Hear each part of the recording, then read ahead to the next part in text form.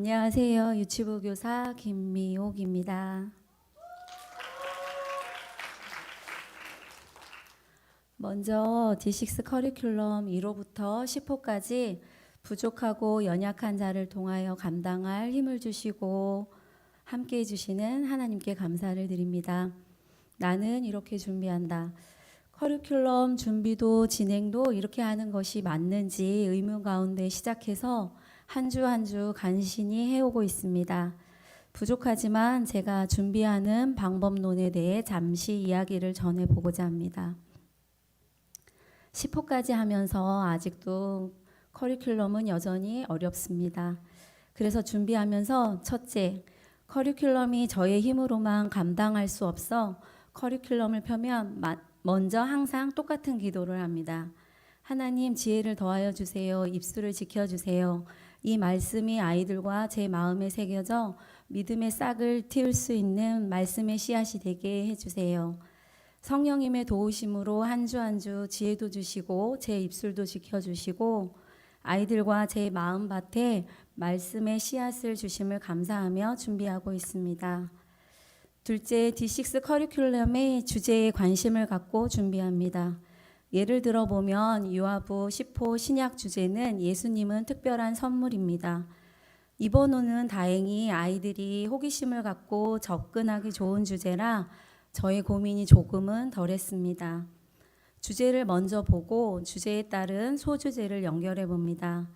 예수님은 특별한 선물 주제에 천사들이 기쁜 소식을 전해와요. 마리아와 요셉이 베들레헴으로 떠나요. 아기 예수님이 태어났어요. 목자들이 예수님을 경배해요. 동방박사들이 예수님을 경배해요. 이렇게 5주의 소주제를 연결하며 예수님은 특별한 선물과 상호 연결성에 중점을 두고 성경 개념이나 진리를 반복하여 전할 수 있도록 관심을 갖습니다. 셋째, 저만의 대본을 작성합니다. D6 커리큘럼의 배우기, 적용하기, 반응하기와 성경 본문을 바탕으로 해서 성경은 무엇이라고 말하는지 성경 이야기를 대본을 다시 작성합니다.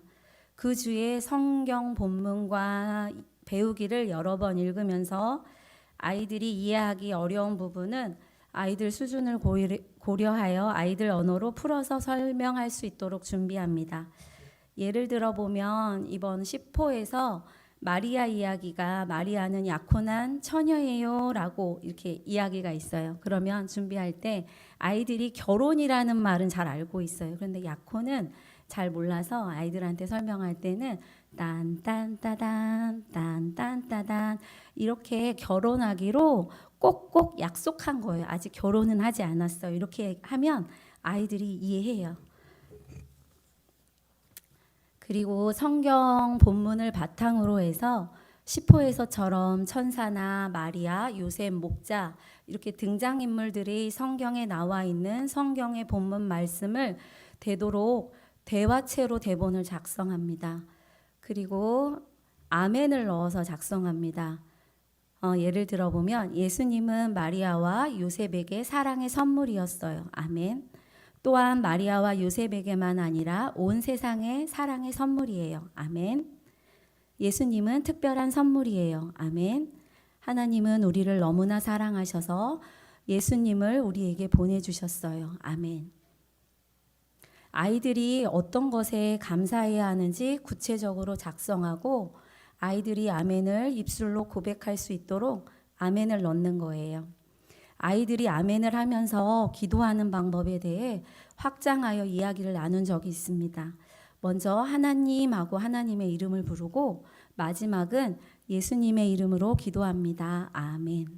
기도하는 방법에 대해서 계획하지는 않았지만 자연스럽게 연결되어졌습니다.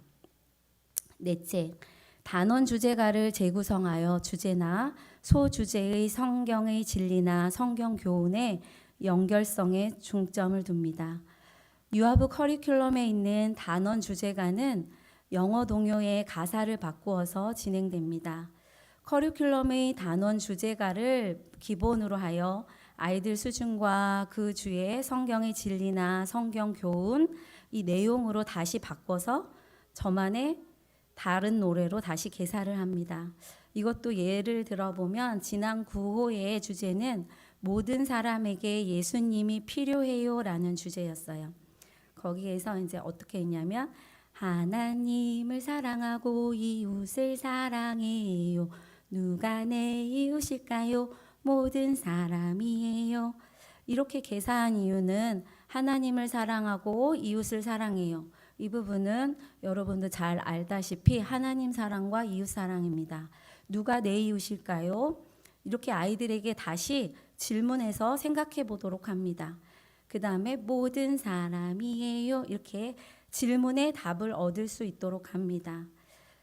그리고 단원 주제가가 익숙해지면 아이들이 다시 질문을 하고 아이들이 성경 이야기를 회상하여 대답을 할 수 있도록 구상하기도 합니다. 단원 주제가를 진행해 보니 아이들이 음률 있는 노랫말에 대한 장기 기억이 오래 가는 것 같습니다.